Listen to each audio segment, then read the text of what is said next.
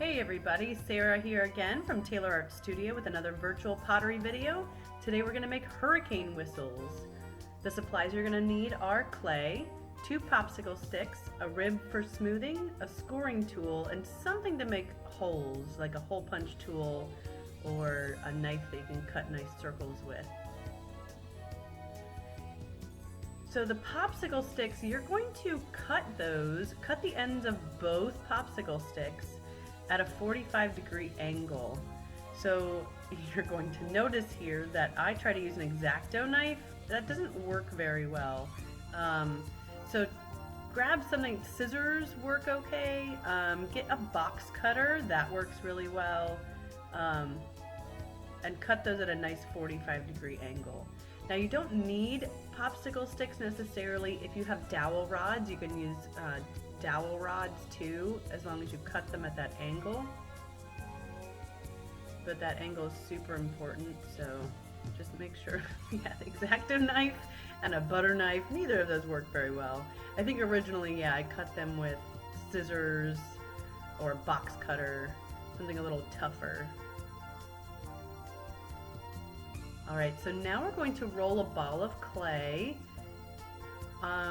Mine is about the size of a, I don't know, a tangerine or something. The size of the final product, your ocarina when it's done, is going to be about the same size as your ball and a little bit larger. So if you want a small whistle, make your ball a little bit smaller. But I'm going to work with this size. So you're going to after you make that ball, you're going to cut it in half, and then you're going to pinch both sides, both halves, to make little bowls. Now I always, when I make pinch pots, I hold it in my hand, and then I pinch it while it's in my hand so I keep that rounded bottom. Make sure if your clay starts to crack that you're smoothing it out. And try to get it as even as possible. So, you know, you can figure it out with your hands, you know, when you're going along the edges there, and just kind of feel between your thumb and your middle finger where the thick spots are, and try to even those out a little bit. So you want to make sure that both sides are even and that they meet up evenly. So it'll take a little bit of finagling, especially along the edge. And once you get them where they meet up evenly, then we're going to score along the edge there, along that rim, and we'll put a little bit of slip or water. And then I put them together, and then I take the hollow ball that I have now and kind of pinch my thumbs as I go around that crease, and then I'm going to use a rib to smooth it all together. And once you get this together, there is an air pocket trapped inside. So as you work with it, you'll notice that it won't collapse on you. I mean, you have to push really hard to make it collapse. So once you get it all smoothed out and that seam is gone, then if you're going to make the hurricane whistle, we're going to add some tapered coils onto it to make it look like a hurricane. And for those, you just roll, as you're rolling a coil, you kind of emphasize the rolling on one end of it so that it gets thinner on one side.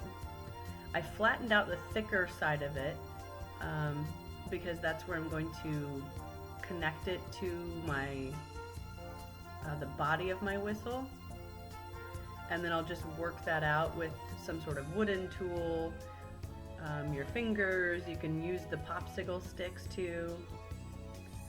And I'm just going to clean that up really well and shape it so that it looks like, you know, the symbol that they use for a hurricane. The reason I did this is because I was looking at the recommendations for your hurricane kit, your preparedness kit, and one of the things on there was a whistle. And it makes sense. But I don't have a whistle at home, so I figured I'd make myself one. Alright, so I used something to press down into the middle to make the eye of the storm. You know, you can use whatever you've got around. So, alright, now, this is super important. you need to make sure that you're pushing this popsicle stick in straight through. You don't want it to go at an angle at all. You want it to go straight through. And when you push it in, you're gonna feel resistance, and then you're gonna feel kind of a pop, or where it breaks through to the inside, where it's hollow.